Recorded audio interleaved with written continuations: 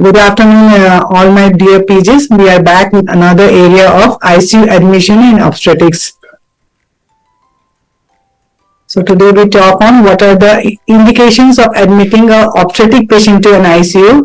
If a patient has a systolic blood pressure of less than 80 or 30, below patient usual blood pressure, if heart rate is less than 50 or 140, respiration rate less than 80 or more than 35 beats, urine output less than 400 ml in 24 hours or 160 ml in 8 hours, and client unresponsive to simple routine measures, and if the GCS score is less than 8 in the context of non-traumatic coma, we need to admit the patient.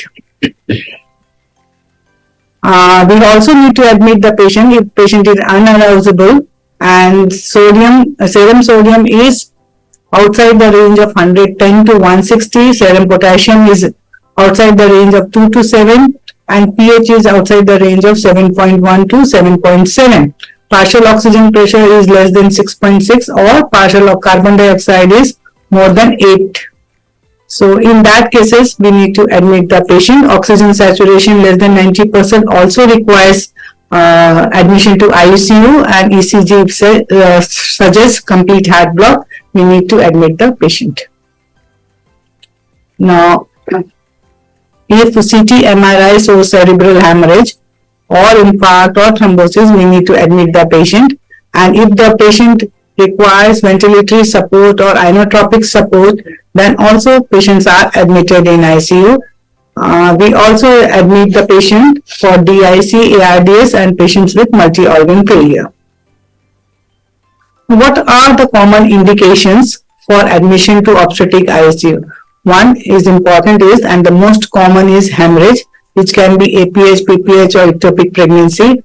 Second is hypertensive disorders of pregnancy, severe preeclampsia, eclampsia, HELP syndrome, sepsis syndrome, which can occur due to during abortion or pregnancy, cardiopulmonary cases like heart disease in pregnancy, thromboembolism, and trauma.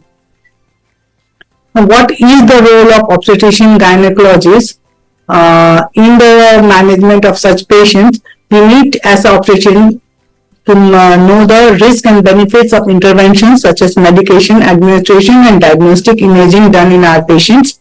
In fetal monitoring, how it is to be done and planned. Delivery planning when indicated, especially in all the cases like APH or severe preeclampsia or severe sepsis. When we would like to terminate the pregnancy, now the patient will be benefited. Taking daily rounds and frequently communicating with the ICU team. Rapid response to calls for consultation are all important. So if any call comes from ICU, one should rapidly or as early as possible should attend the calls. Evaluation of vaginal or surgical site bleeding is very important. Obstetric source of infection should be evaluated, and therapy such as Maxwell or any other therapy which is patient being administered, that has to be evaluated day to day. Surgical issues such as re-exploration of the abdomen or reclosure of the abdominal and perineal or vaginal incision also is decided by the obstetrician. Now, how do we transfer within a hospital from ward to ward? So, communication between the obstetrician and the critical services is crucial. Suppose if a patient is serious, sick, or ill in obstetrics and it needs to get to a better ICU care, or there in critical care team, communication is very important. We need to admit such patient, what is the case history, what is the requirement, what we have done, what we want to do.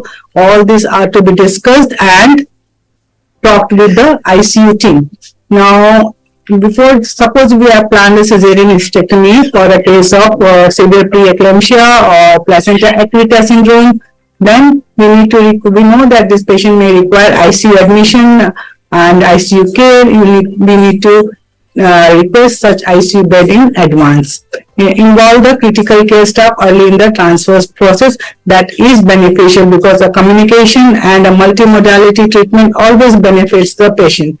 During the transport, from department to department or from the department to the ICU, one must be able to assess blood pressure, heart rate, and oxygen saturation, and then only should be transferred.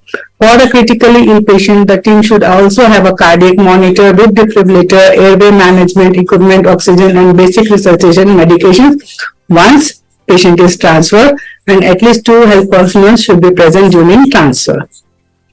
This is within the hospital, within the hospital. Now, transfer between hospitals, from one hospital to another hospital, from the rural or to the urban or the tertiary center. How we should do.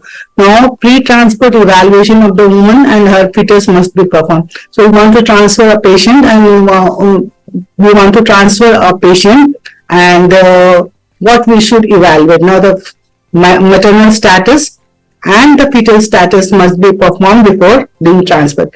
If when transport is unsafe or impossible because of imminent delivery, then arrangement should be made for transport in the postpartum period. And if there is a high probability that intubation and mechanical ventilation will be needed during transport, it should be accomplished before departure. So things which can be done should be done before the transport has to be done. Now, transfer between hospitals. So during transport, what you should do? Now, you should monitor the vitals, pulse oximetry, cardiac rhythm, venous access should be established before transport, and left uterine displacement should be routine.